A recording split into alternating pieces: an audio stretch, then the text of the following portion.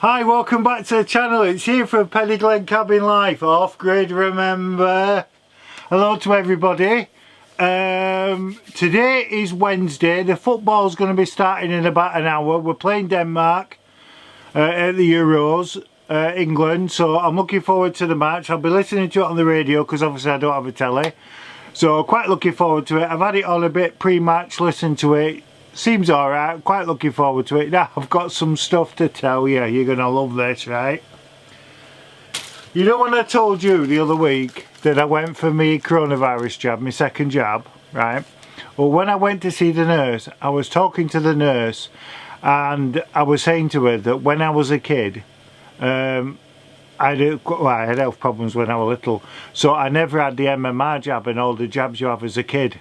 So I never had any. I never had the TB in my arm.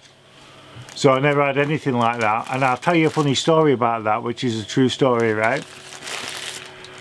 My GP was Dr. Saul. Great doctor he was, brilliant man. He was a type of doctor, the old-fashioned doctor, that if you went in, you said you were badly, he'd come out without a prescription. He'd just tell you to go home and rest. That were him. Brilliant man he was, right? I went to see him and with my mum, and they're saying the school are pressurising Ian to have this what's it called now? I forgot what it's called. TB. The TB jab in your arm. And he said no, because Ian worked well as a kid, he can't have that injection. So my mum rung the school, and I've told you before, I got bullied a bit off the headmaster at our school. So he said, oh no, Ian's having it.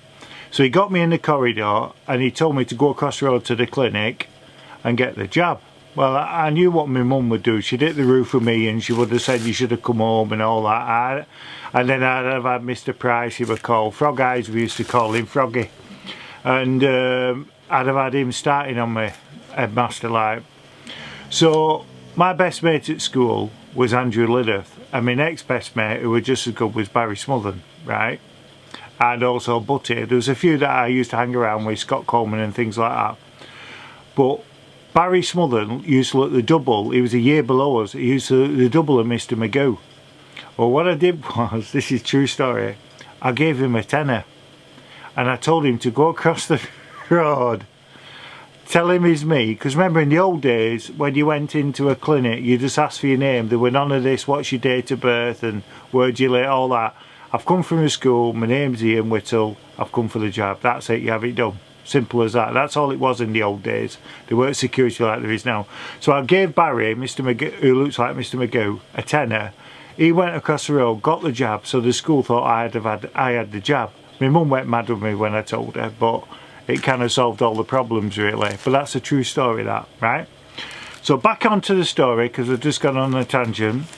So what it is, I went today to get the rest of the jabs which I should have had as a kid, plus tetanus, because with having the dogs I've never had a tetanus either. I've never had no jabs for anything. So they said that they don't do the TB anymore, but they're going to refer me to the hospital to have tests to see if I've been in contact with TB, and if I have they'll give me the jab, right? So that's where we're up to with that. So she says to me, we're going to give you a tetanus. I've got to go for 3. And I've got to go for 3 MMR jabs. I had today's, and then I think I go in 5 week or 4 week, and again 4 week, 5 week, and have all the jabs, right? Right, you with me? Good. Right, this is brilliant, this, right? So she says, oh, now what it was, in Stranraer where I went today, where I taxi, in Stranraer at the doctors, they were doing walk-in for the coronavirus jab, right? So the queue were like down the street, round the corner, and it was massive. I've never seen a queue like it. So me, I just walked straight in because I had an appointment to see the nurse. So I went in, she said, look, we're in a bit of a rush today. I'm trying to get round doing all the jobs and everything, but I know it's important that you have this done. So I says, right, okay. So she says to me, she was talking a bit about it, never said, just like saying we're going to give you a jab today for this, that and other and all this. I says, right, okay. And then she said, are you allergic to anything? I said, no.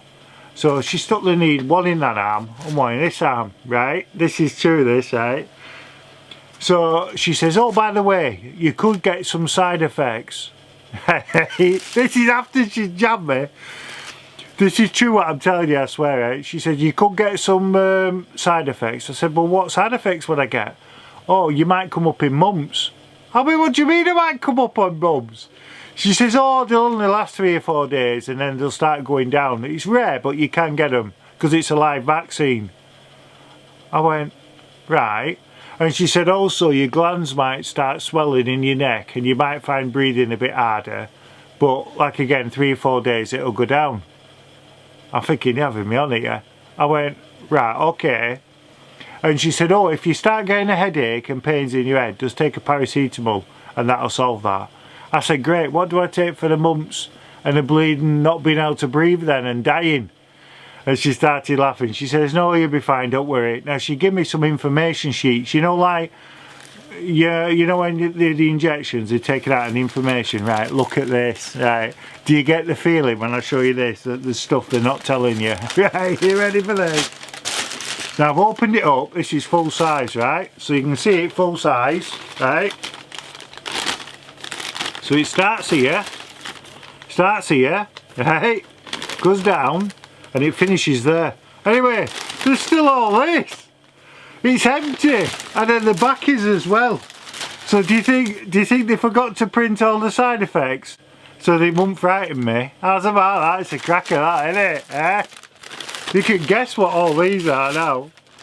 So that's that. So I've had that done. I feel absolutely fine, I'm okay, I'm not dead yet, I'm absolutely fine. Now I've got some brilliant news, right? Brilliant news. I decided while I was at the when I left the doctor's, I would walk into town, which is only around the corner, and I thought I would go to the charity shops, right? Because I used to love going to the charity shops. So I went, and there weren't much in any of them. There was one in the Red Cross shop, which is a nice shop. I like the Red Cross shop. Sorry for, oh, it's kettle. So I went to the Red Cross shop and they had a coffee grinder, a really nice one. Now I've got one up there, which I'm going to start using because I've got some coffee beans. And also I've got this coffee grinder, which I've showed you on the channel. And that fits onto the mixer here. So I'm going to have a go with them starting tomorrow. But tonight I just wanted a hot drink just to warm me up a bit. Because even though it's really hot weather outside, I've got my jumper and I think that jab's giving me a bit of a chill really, but I feel fine.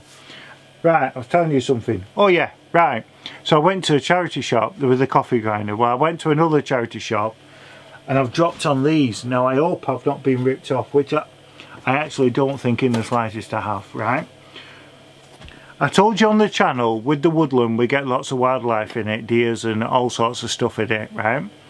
So I wanted to set up some trail cameras,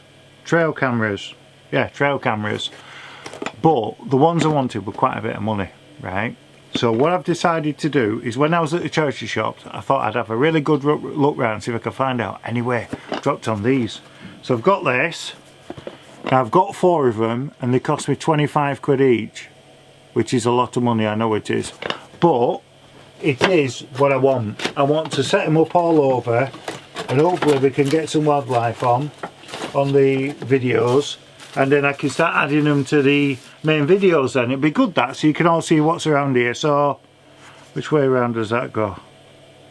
Yeah, so that's one like that.